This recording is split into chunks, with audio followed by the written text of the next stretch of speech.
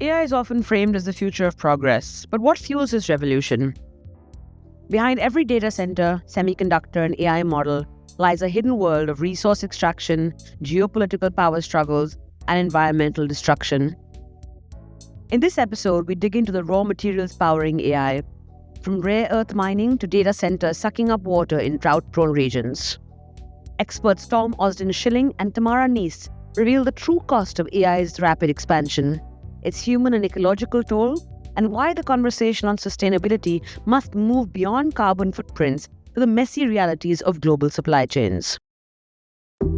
Hello and welcome to Code Green, a podcast series where we explore the intersection of climate change and artificial intelligence in Asia. I'm Ravishi Aneja, the founder and director of Digital Futures Lab. We're an India-based research organization that examines the impact of technology on society in the global south.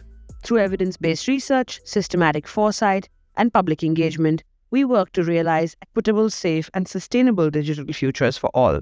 This podcast is accompanied by a monthly newsletter where we showcase the latest scientific and socio-technical research at the intersection of AI and climate action.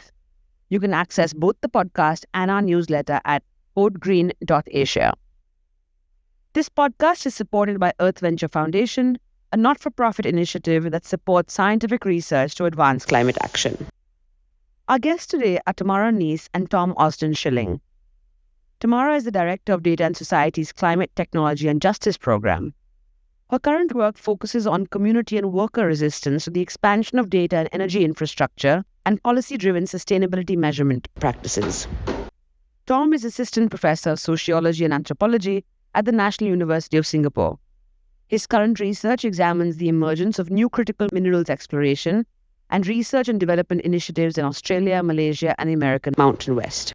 Today's podcast explores the environmental and social consequences of AI and digital growth, focusing on critical minerals and resource extraction. Tom explains that critical minerals, such as rare earth elements, are essential for Earth infrastructure, but their extraction and processing are environmentally destructive and concentrated in China due to expertise and supply chain integration. Despite attempts at diversification, the West remains reliant on China, with geopolitical tensions shaping policy narratives. Tamara draws parallels between AI and the crypto industry, highlighting energy-intensive infrastructures like data centers and their overlooked local impacts, such as water depletion and labor exploitation. She emphasizes the need to shift discourse beyond carbon metrics to real-world consequences on communities. Both speakers stress that AI's environmental harms are linked to labor precarity and regulatory failures. They advocate for stronger governance, community empowerment, and long-term investments in expertise to create more sustainable and equitable AI supply chains. Tom, so you look specifically at mineral extraction and use that digital growth is driving.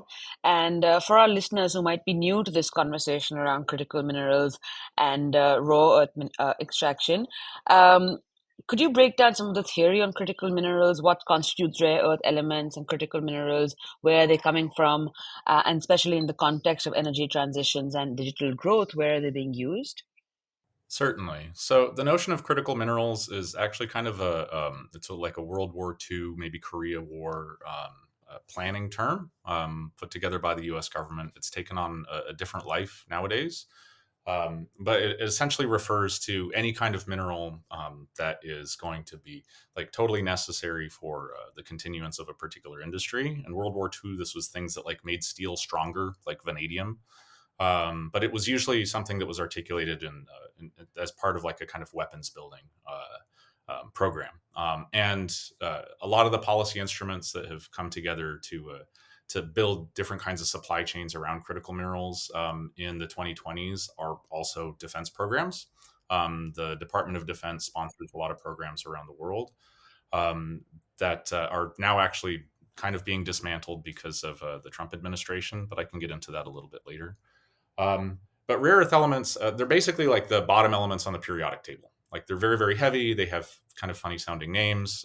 Even in chemistry classes, you're often told that you don't need to worry about them because they're too complicated.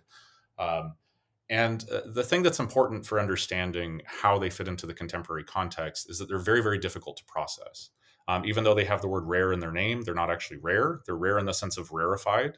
They have very similar atomic weights, which means that you need a lot of fancy chemistry and a lot of fancy kind of electromagnetic processes in order to separate them from one another.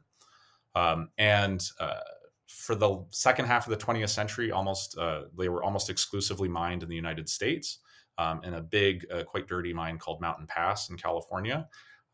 You don't need very much of this stuff for the different applications in which they're used. They might be in transistors for microelectronics. They're parts of like other kinds of components for smartphones or for kind of telecommunications devices. You will use them as magnets for hybrid electric cars. But they're also so specialized that at the moment, you really can't make these devices without them. So even if you only need a little bit, if you lose that access, then all of a sudden, like broad industries are kind of shut down. The reason that people in the West started thinking about them a bit more over the past 15 years was because since the closure of that mine in California, they've been mined almost exclusively in China. First up in Inner Mongolia, and now increasingly down in the southeast. But it's not just that China has the operating mines; they also have the expertise, right? So a lot of what I study in my research is these kind of fragile human linkages that are required to figure out how to process rare earth minerals, how to separate out uranium and thorium, these other radioactive elements that usually co-occur with them and are, again, very difficult to separate out, and makes mining them often extremely dirty and processing them expensive and also extremely dirty. And the fact of the matter is the vast, vast, vast majority of this expertise now exists in China, right?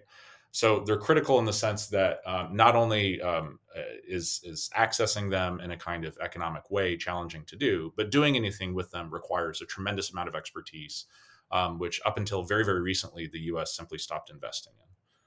The main thing is they're critical because they're complicated, right? And they fit into systems of technology development and systems of economic exchange in really complex ways. Right. No, that's really useful, and thank you for setting that context. And I think it's part of it's definitely, I think, a blind spot in a lot of the kind of mainstream discourse around technology development, and particularly now when we see this kind of geopolitical rivalry between the US and China around AI.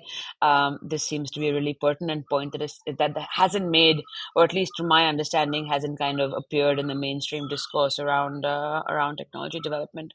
I was also curious, Tom. So, what are some of the recent kind of high-level narratives or drivers of corporate investments and national projects related to critical minerals and rare earth elements that you've encountered in your research? And perhaps, if you could mention here the linkage between AI and energy transitions, if you think that's relevant.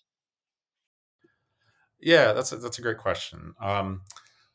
So the narratives are precisely that. They're mostly narratives because, again, at the moment, like if you want to make pure rare earth metals, you can only do that in China. So even if you have a kind of friend-shored as opposed to onshored production chain set up through, say, the Lynas rare earth processing plant that's in Malaysia or the new plant that they've built in Australia, you still ultimately need to send it to China for the final processing steps. And for most of the like assembly and technology development, this is going to be happening in China as well. So when it comes to narratives about future development, a lot of what's getting talked about are downstream industries that, at least outside of China, don't currently exist.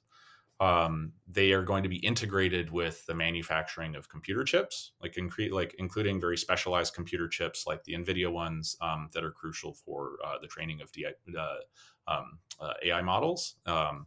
But they're involved in lots of other things as well, including like the production of electric cars. And again, the US has like a very pretty minimal electric car manufacturing industry to speak of. So much of this is geared towards economic diversification. But a lot of other countervailing factors are kind of working against those investments because, again, so much of this is not really about finding the minerals. There are plenty of deposits in the US. It's really about human expertise. And with the current wave of, let's say, changes to the federal government in the US, like it's those chains of expertise that are being dismantled. And you would think that this is the time when they wanted to kind of double down on those expertise to kind of match some of the high level narratives around the geopolitical kind of arms race around AI. So it's interesting that you say that it is precisely those expertise that risk being dismantled, if not are already being dismantled. And do you see investments in by other countries in trying to build up these expertise? Like, is there a recognition of this problem and the kind of like choke point in some sense, or the concentration in the supply chain in a broader kind of discussions around AI supply chains, AI development, technology development? Yeah, absolutely. But again, these conversations are, I mean, they're very nationally specific. You're seeing a lot of resurgence of Cold War terminology in terms of who's a friend, who's an enemy. Even and I think there's a lot of magical thinking about like where this kind of development is possible and where it's desirable, because again, just so much of it happens like the chain has been vertically integrated within China. I live in Singapore. Obviously, there's a wide array of electric cars here, but you see lots of Chinese brands, right? And you see kind of the fruits of like a multi-decade investment in an industry in which every single segment of the industry did not have to be profitable in order for a kind of broader idea of investment to kind of coalesce. And this is something that I actually really emphasize in my research, which is that over the past 45 years or so, the mining industry has been deregulated and decentralized to the point where many parts of it that are kind of research focused, that are more forward looking, like basically have to go to capital markets in order to sustain themselves. And capital markets don't want to invest in things that are going to take a long time. Different to return to your actual question, a lot of countries like Australia have seen that like this is a problem, and that this kind of older model of state-driven technology development, like in some form, is going to have to come back if anyone is going to sustain these projects long enough to actually develop research outcomes that would allow them to create like a vertically integrated industry. Um, but these things are precarious because this idea that the market is going to solve all of the problems has just interpenetrated like every single institution that's part of these processes, right? So a lot of the scientists that I talk to they're aware that there's a kind of paradox here, that the broader development of these technologies and the kind of the the the energy transition goals that have been articulated through them are probably really unrealistic, just given the contemporary outlook on whether and how states should fund these things.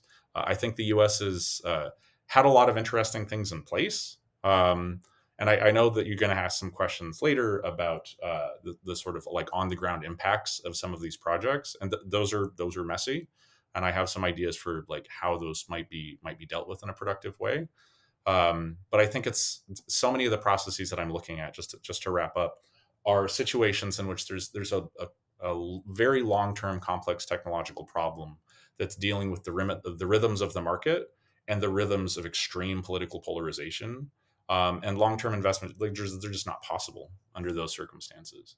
So I think, frankly, a lot of countries are kind of despairing about whether and how to kind of move forward with some of this stuff. That's really helpful. And I'm sitting in the Indian context. This conversation on AI sovereignty is in full gear.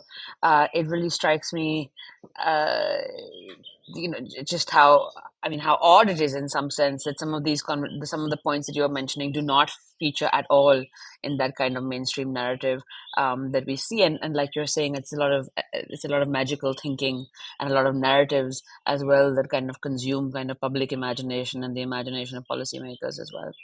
Tamara, maybe I can turn to you now. So you've been at the forefront of tracking the cost of AI production across the supply chain. So could you walk us through the discourse on AI's resource intensity and how it shares parallels with the cryptocurrency movement? Sure, happy to. So I should say that I was working in the tech industry during the major crypto bubble that we experienced around 2021 to 2022. If you may recall, I think we've all blocked it out, but there were a lot of conversations around the metaverse being the next big thing. McKinsey was talking about this being a $30 billion idea in the near term future.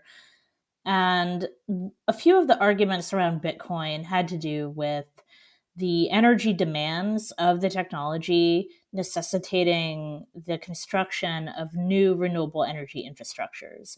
And so some people from the Bitcoin side of things, who were proponents of Bitcoin, would make the argument that it would in effect be a green technology because it was so resource intensive. And in fact, it would drive the market towards creating more renewable energy infrastructure. And what is interesting is that there were, in a really great parallel to what we're seeing right now around the metrics associated with the environmental impacts of generative AI in particular, where we hear things around the energy demands in particular. And so we hear, the energy demands will be equivalent to the country of Japan. And this was a proper rhetorical move by critics during the height of the Bitcoin boom as well. Of course, Bitcoin is still here. It's unfortunately not going away.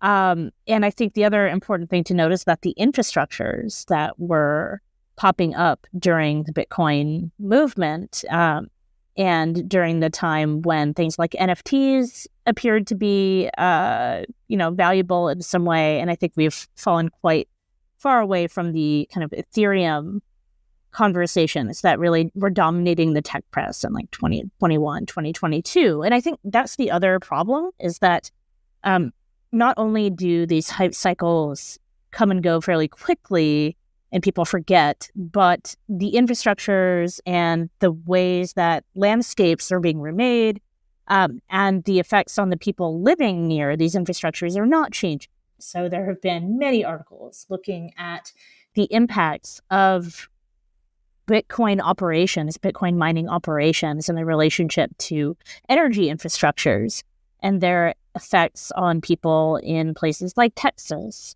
where people are suffering from migraine headaches and all of these other health effects because of their proximity to the mining infrastructure. And this is something that we are now beginning to hear a little bit around, generative AI. But a lot of it gets back to the same fundamental issue, which is, there are a handful of tech companies that are building massive infrastructures in places where they feel that they can get a good deal.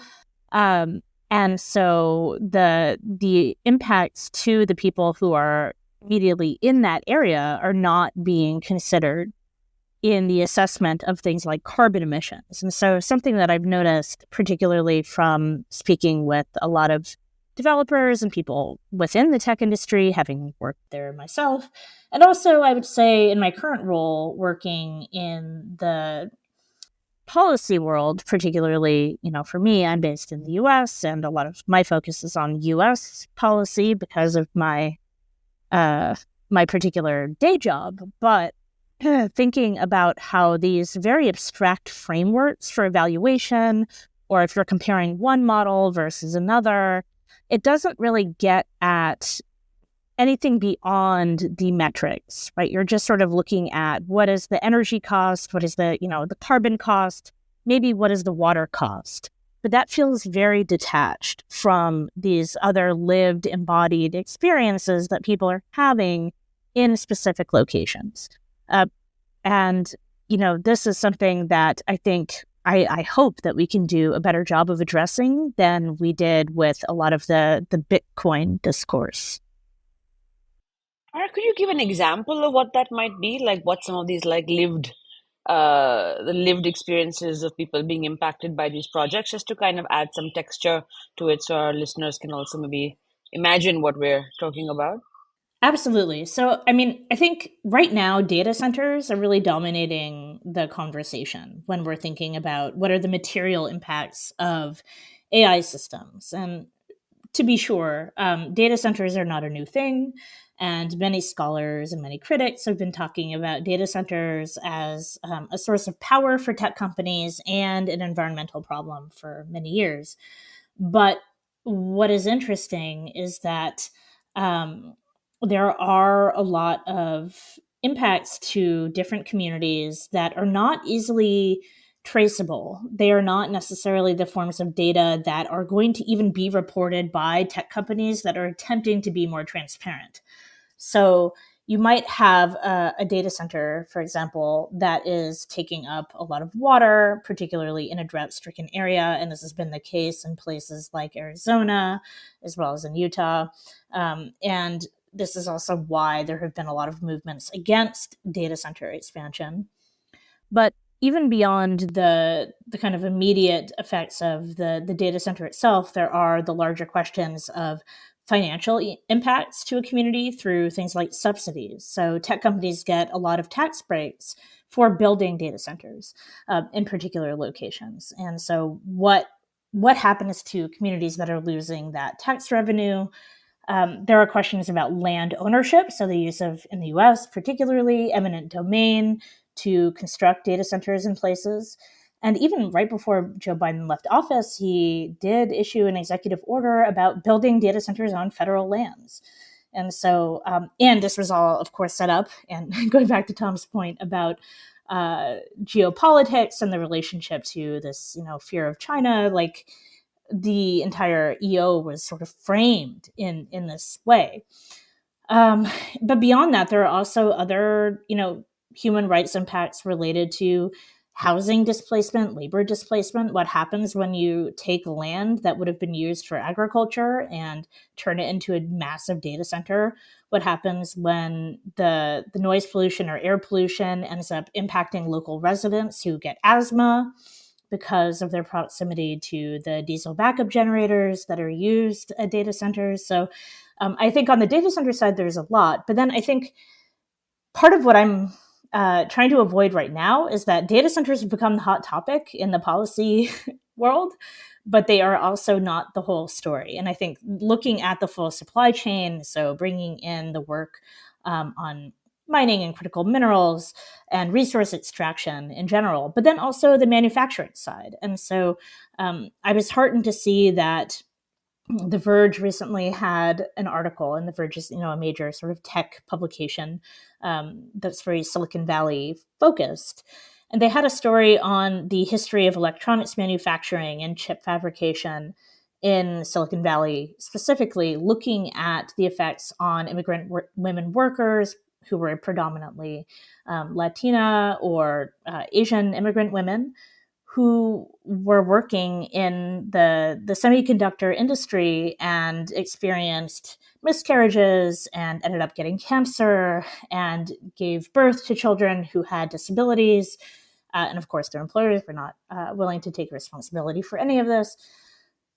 And so looking at these other relationships between labor and environmental justice concerns, and immigrant rights and other social justice issues. And so I think part of the problem is that when we look just at one piece of the supply chain, it can become easy to forget histories that are incredibly important and still very much informing things that are happening now, and also the larger connections across the supply chain.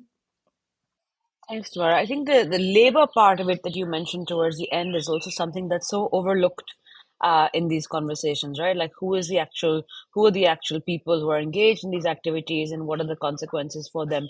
Are there anything else that you'd like to add on the kind of labor angle, like in terms of what are the different angles in which labor is a critical part of this discussion when talking about AI's larger environmental impacts? Yeah, so I think there are certainly the questions about um, who is really working at a data center. So, how many jobs are really there versus what are the companies who are building data centers promising to local areas? Are they saying, oh, we're going to bring you this many jobs? How many jobs are really tangible? How long do the jobs survive? Are they short-term construction jobs? Are they long-term jobs? Are the people who live there really being hired, or are experts being brought in from elsewhere? There aren't that many jobs in a data center. This is not the same as building a factory, But also, I also enjoy the possibility of thinking about what the other issues around generative AI specifically in labor are. So if we think about the fact that many companies and many bosses would like to use generative AI as a cudgel, as a way to immiserate workers, to pay them less for doing the same work, or to basically attempt to force them to be more productive. And we've seen the creep of generative AI into workflows in a lot of different industries, and the assumption that this will make workers more productive and also render them obsolete. And so, what does it mean to build these large infrastructures that are owned by tech companies that are ultimately, one, stealing a bunch of data and labor from across the supply chain anyway in order to build their models, relying on the backs of poorly paid data annotators and workers who are often doing content moderation and other jobs in very terrible working conditions for very little pay and experiencing a lot of trauma around the content that they're seeing. And then also the ultimate goal is to replace workers with AI. And so what does it mean to be investing this much in building infrastructures that are for that purpose? And so what I'm seeing on the ground, particularly in the more sort of activist areas that I tend to be part of, is trying to connect what the AI is going to do and what the issues around labor displacement are with the infrastructure itself and its immediate local impact. So how do we connect those things? And I think finding ways of making the supply chain visible also to workers within the tech industry is incredibly important here. So I think the other side of the labor aspect for me is thinking about tech worker organizing and how they may or may not join grassroots movements that are also mobilizing around AI infrastructures. Thanks, Tamara. Tom, maybe I can bring you back in here and, just picking up on a point that you'd mentioned earlier also in terms of what you see happening on the ground, right? And also picking up, I think, on what Tamara was saying. So, a lot of the conversations around critical minerals usually happen within a global kind of supply side lens, right? And there's less conversation about what that means for people actually on the ground or in those kind of social contexts. So could you share some examples of from your fieldwork contexts which span both the global south and the global north of what is happening with these mining communities and the various stakeholders involved, and what is the kind of impact on them? Yeah, thank you. I mean, I just want to follow directly from what Tamara is saying, is because she identified so many issues that are extremely relevant to the situations in which I'm working, and the complicated ideas about eventual either like outright like job replacement, or just anxieties about the evolution of, let's say, economic orders into which people aren't necessarily aware, like they're not certain like what sort of part they're eventually going to have. So I think in my three main field sites, like one is in Idaho, one is in peninsular Malaysia, and the other's in Western Australia. These are places where either there are like current rare earths mines, or there's processing centers, or there's things that are being proposed. Is so much of the discourse that happens at the local level is about future economic diversification, right? And so it's not just a case of trying to like buy support for an ongoing project. I mean, the closest that you have to that is probably in Malaysia, where there's a plant that's owned by an Australian company that was set up somewhat controversially, and has been kept afloat amidst various kinds of corruptions at the federal level for Malaysia, but also mainly by American and Japanese capital who want a particular processing step to happen outside of Malaysia. So much of what I'm looking at are essentially like issues where like quote unquote community engagement are really just taking these kind of very narrow strategic slices of what are ultimately like pretty fractious stories of economic migration, right? So the community that I work in Idaho is there's some early stage rare earths exploration going on there, but there have been other kinds of projects proposed for the area, including a cobalt mine that would have been the first, which is another critical mineral. It's used in microelectronics and electric car batteries. It would have been the first operating cobalt mine in North America for several decades, but it's been bought and resold by a series of different capital companies for several decades. And each time a company comes in, I mean, they have to kind of make all these promises about different kinds of jobs. They'll kind of strategically hire certain kinds of local folks for jobs like like for carpentry, for instance. But the higher level jobs almost always go to people who are coming from elsewhere. And again, there just aren't that many jobs. These mines tend to be pretty small because, again, I mentioned that like the target amount of materials in these mines, certainly compared to like an iron ore mine or a copper mine, they're quite minuscule. The environmental effects, especially when you're dealing with like areas that have kind of precarious, like water drainage systems, those can be pretty extreme. But to me, like one of the most kind of troubling aspects of this is just the kind of promising that has to happen at like a federal, state, and municipal level about like what kind of economic project each one of these sites will eventually be. So when the inevitable letdown comes, as it did about a year and a half ago, when the company that was supposed to open up this cobalt mine stopped just days before it was opening, and then left town, the sense of kind of disenfranchisement that comes in is pretty acute. I grew up in Wyoming, which is right next to Idaho.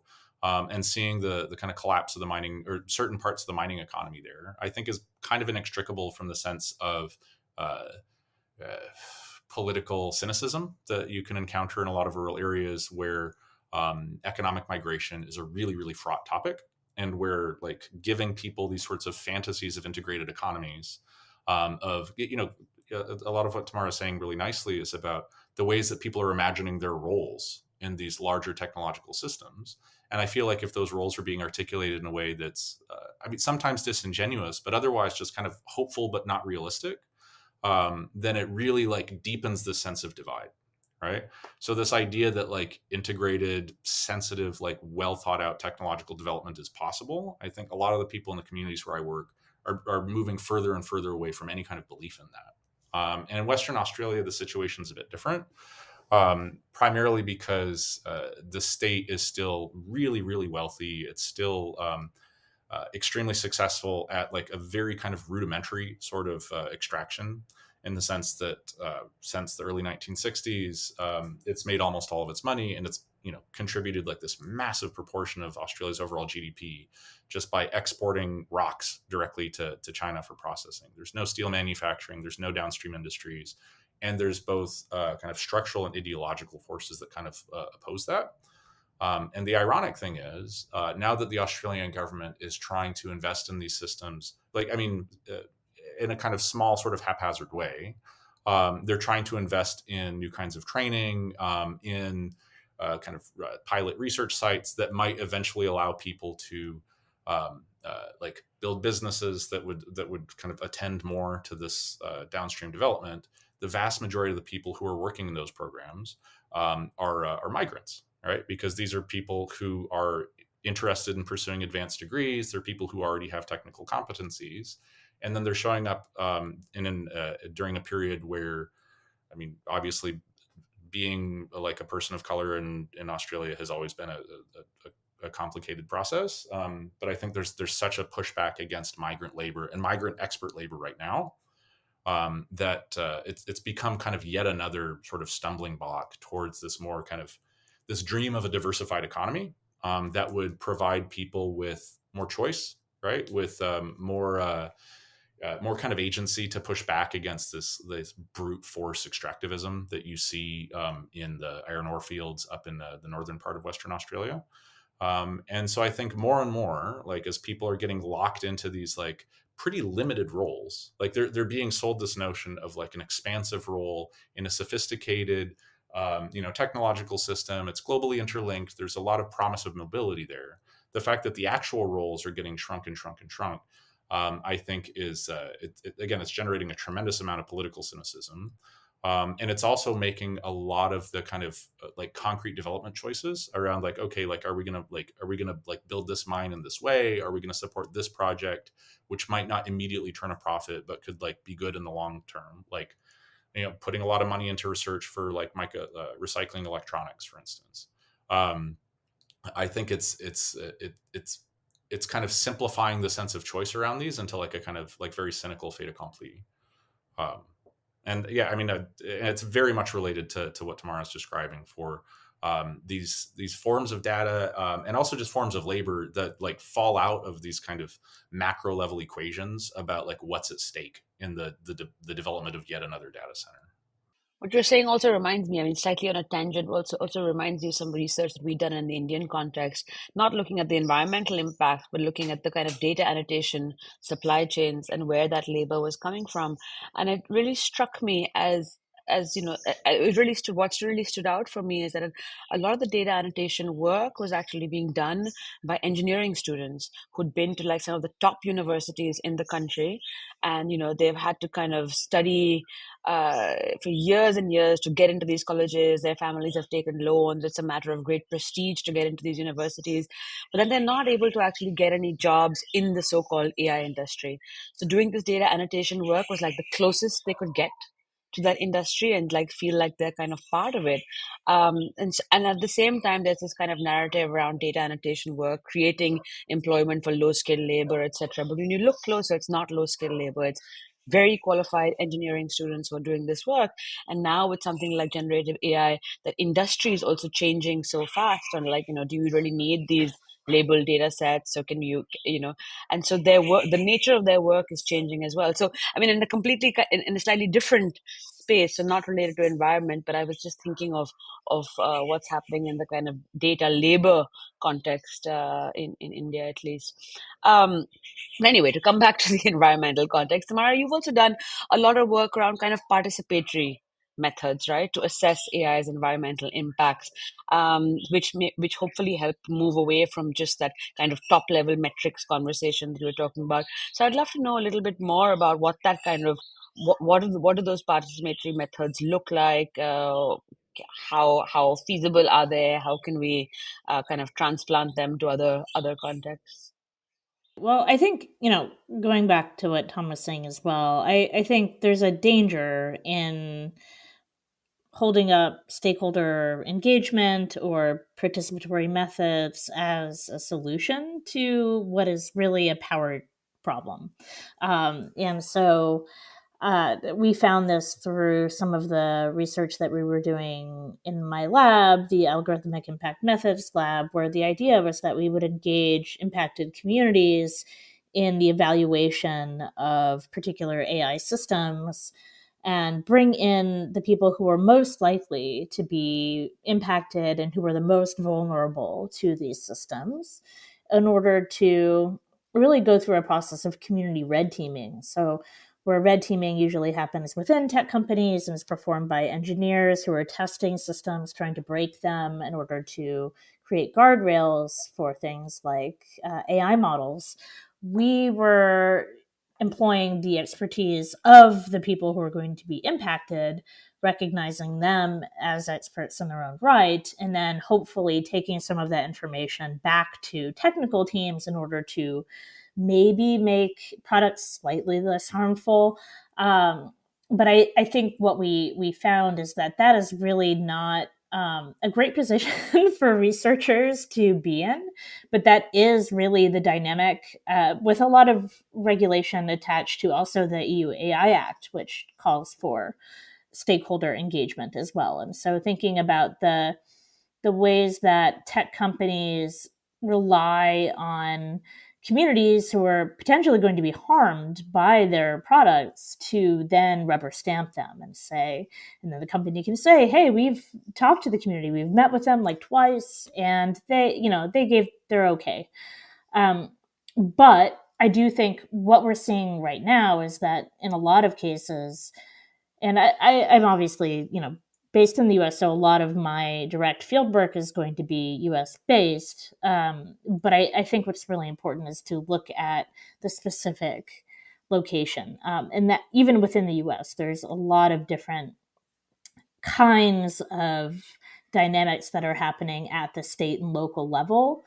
And you can't really apply a one size fits all mode of engagement with communities. But the kind of underlying theme is that often communities are just not even aware of any of the conversations that are happening between data center companies or tech companies in general and other people who have power within a location. So it might be the business community, it might be utility companies, it might be other people who have money and power, whereas the people who are most likely to be displaced or otherwise harmed are not going to be part of that conversation. So what I think is most important right now is providing forms of education. And what I am seeing at the grassroots level anyway is a desire for more education around what communities can ask for and negotiate. So in some cases, they may want to shut down a data center construction project altogether. There may be legislation in the works for a data center moratorium, and we've seen that in places for sure. But that doesn't fit every situation. And of course, when we're talking about the majority world, there is also the relationship between infrastructure and access, and the question of data sovereignty. And again, the U.S. is flooded with data centers, data center capital of the world, especially in Virginia and Data Center Alley. And so I think the politics of that can be a little bit different.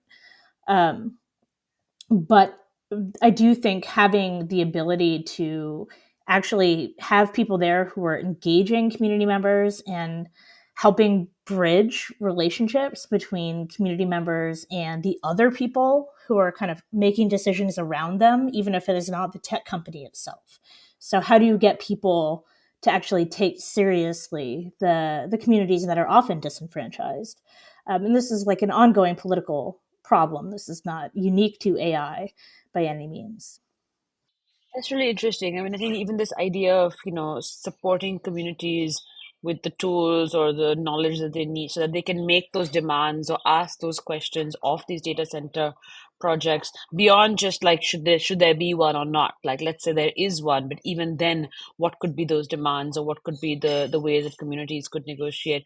And I definitely, I mean, the problems that you mentioned, I can totally see them in the Indian context. And I think there's almost no conversation about equipping communities in these ways. And I think that there's actually almost no conversation about even equipping the intermediaries to support those communities, right? In terms of how they would, or what is that knowledge base that we need. So that seems like a really concrete piece that we all need to kind of work on to be able to address this. And maybe that's a nice kind of segue to the last segment of this podcast, which is really on the kind of way forward, right?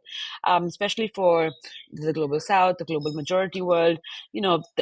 There was a survey that was recently done amongst policymakers, and they said that their biggest fear around AI was the fear of being left behind. It was not about misuse or existential risks. Well, that's good, but or kind of bias or discrimination. But really, they don't want to be left behind, right? So this idea that digital transformation is essential for economic progress and for uplifting millions out of poverty, socioeconomic development is very, very deeply embedded across all realms of kind of policymaking in many parts of the majority world. So, given what you both have been saying about some of the very real challenges when we start looking at the supply chain, when we start looking at the environmental impacts, the labor impacts, I'd be curious to hear from both of you, or what you think is the kind of way forward, where in some sense denying this ambition, right, that countries have around participating in the digital revolution or using digital technologies to transform society is perhaps not is not feasible, right? So we have to find some kind of solution that recognizes the importance or acknowledges the importance that digital and AI has, but also the very real challenges. So Tom, maybe I can come to you first. And what do you feel are the other steps that we could take to kind of navigate this very tricky situation? Thanks. It's a difficult question to answer, obviously. It's probably why you saved till the end. I think the fact that the labor and environmental issues surrounding these projects in each country are just so incredibly different. Again, like Tamara said, it's very difficult to offer any kind of like one size fits all solution. I think in a very general sense, though, because so many of the issues that I've encountered in my work concern the sort of like promise of future continuity at the sacrifice of kind of like immediate precariousness. Some more robust attention towards like creating the circumstances of possibility for that continuity really has to happen, right? And again, so much of the way that this particular mineral economy has shaped up has been because of the structural reorganization of the mining industry. It became so decentralized, it became really de-risked. And I think that because federal governments are now kind of competing with one another for like a particular space within the supply chain, it's an especially difficult moment to try to encourage federal governments to take on more risk, right? Or to set up laws that require companies to um, pull more of their investment money like back into the companies themselves so that they can create like longer term research processes so that they can actually have resources available for this corporate social responsibility stuff, which they develop and then kind of like put out very piecemeal. I mean, like tomorrow, like I don't want to be cynical towards that sort of stuff, environment, social governance, or whatever like the preferred acronym is, because I mean, mining projects in Western Australia now versus 40 years ago, it's kind of a night and day difference. But at the same time, a lot of that activity is promotional, in the sense that it creates this sense that it's okay for the mining companies to essentially be making most of the meaningful decisions. And I think the reason that in so many countries it's reached that state is because federal agencies have kind of ceded that territory several decades ago, right? By clawing back so many of the different regulatory structures, which would have like more strongly directed not just whether and how a company can build a mine. I think that's the sort of thing that social scientists frequently focus on. But like looking at like individual disputes, like really kind of like misrecognizes like how much those are determined by just like structures of governance and the way that these companies make capital, right? And I mean, decentralization could potentially be a good thing. It could mean that there's lots of different points in which people can exert agency, but at the moment, it means that there's just lots of different points in which people are kind of competing against each other, in order to like generate maximum profit for like these de-risked major entities up at the top. Ironically, though, I think one of the other forms of continuity that has been on my mind a lot, because of the events of the past couple weeks, has been just continuity within government. Because so many of these processes, whether it's not just permitting for an individual mine, but sort of mediating between conversations for lots of different groups who are trying to like develop initial stage projects in a given area, are being undertaken by federal employees who are working on shorter and shorter contracts. There's a tremendous amount of turnover in institutions that serve a regulatory function like the Forest Service or the Bureau of Land Management in the US, or in their Australian equivalents. And again, like when you have, even before you had something as like insanely drastic as what Elon Musk is currently doing to the federal government, the people who would have had a kind of like a really powerful mediating role in conversations within communities about like how a particular development might take place and what the longer term impacts are. Those people are like, instead of being in a particular town for a couple decades, now they're there for 2 years and then they get fired and then they get replaced by someone straight out of college. And so the sort of moral authority that they have, the sort of continuity within their communities to stage these conversations is really, really limited. And the versions of that you have in Malaysia are like, again, further exacerbated by the particular form of not just political polarization, but racialization that surrounds every kind of political dispute that you have there. Where and this is something that companies themselves feed into by highlighting, say, the number of ethnic Chinese at a protest versus the number of ethnic Malay people, and being supported in that not just by the Malaysian federal government, but by other federal governments that are pouring a lot of money into these projects.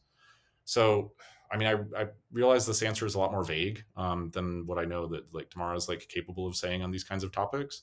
But like searching for structures of continuity that would provide people, whether they're like they have a kind of regulatory power, whether they can decide whether or not to invest in kind of like training for a particular kind of technology development, whether they can invest in like a sense of place, right? It's like, oh, there will be a job for me here later, therefore maybe I don't want to like pollute this region, and I want to think about this, the kinds of development that I'm participating in a more holistic way, rather than just saying that that's what I'm doing to like inch this project forward so that some investors can kind of cash out. I think that's ultimately what needs to happen. And again, this is spread out across lots of different spaces, like lots of different institutional spaces. So yeah, it's I know that answer is kind of like an explosive mess, but that's generally what comes to mind for me. No, I think it's actually very useful, and it's kind of framing that I haven't heard before in terms of what's needed. Also, sometimes the discussion on solutions also tends to be kind of, clickbaity kind of things on what we need to do. And I think you've touched on something really, really important, which is in terms of thinking about the long term kind of building blocks that need to be in place. Tamara, same difficult question to you. What do you feel is the way forward? What are some of the options available for governments, maybe particularly in the global majority world or just generally? Well, I think the precarity that we're seeing right now, just in the specific U.S. Federal government situation, is interesting because looking at the corporate tech environment right now, particularly as ESG becomes something that people are no longer talking about publicly, perhaps, because of the way that it has been politicized and the way that both DEI and social, basically any form of social inclusion in conversation with environmental justice, particularly, has become forbidden in basically every corner of the federal government in this country. And what reverberation is that will have in terms of investments and corporate governance internationally. But what I'm hearing from people in the ESG world right now is that, yes, they will continue to invest in long-term secure funds and think about sustainability insofar as they want to see their investments bear fruit and like pay for people's pensions in the long term. And so there's something very interesting too about how with corporations and their decision making, everything is of course going to come down to not only the desire for greenwashing or what they can put out in terms of marketing copy, but also the question of the bottom line in relation to compliance. So how do you ensure that you're maximizing profits while also towing the line legally? And I think, there are ways to, try to think about coalitions that could potentially form, right, between people who are working on the government side, who are thinking about permitting. And one of the projects that I've been currently engaged in is having a bunch of law students at a human rights center at Berkeley think about how to track permitting for data centers in different locations. And so what does it mean to track many different forms of data and try to put those data streams together in order to help local communities make decisions about what it is that they want and figure out how to negotiate and also have ways of sharing data across regions, because I think that is also going to be incredibly important going forward, to be able to compare notes and find ways of doing that, particularly when there are fewer mandates for particular kinds of corporate transparency. Thank you. Thank you, Tamara. And thank you, Tom. I mean, I think there's a lot to unpack here and a lot to think about, and obviously a lot more work that we all need to do in the kind of solutioning space or like the kind of way forward. But I think you both have really set the context really well in terms of what the problems are and how complex they are and how layered they are. So yeah, thank you both for taking time out and sharing your work with us. I definitely learned a lot. I imagine this is also a new conversation for many of our listeners who are concerned about the environmental impacts of AI, but are kind of still right now only exposed to the kind of media headlines on this. So yeah, thank you both for joining.